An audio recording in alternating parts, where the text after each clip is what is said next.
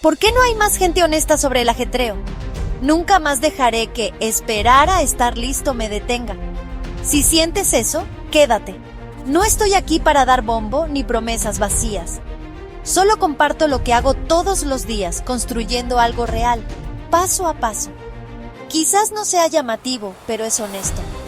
Aquí está la verdad. Quedarse quieto también es una elección. Y a veces no hacer nada cuesta más que intentar y fallar. Así que, si estás cansado de esperar el momento perfecto, sígueme. Guarda este perfil. Vuelve cuando hayas terminado de posponer las cosas. No esperes a sentirte listo. Empieza con lo que tienes. Descubrirás el resto sobre la marcha. Esto no se trata de convencerte, pero si sientes una chispa, únete al viaje.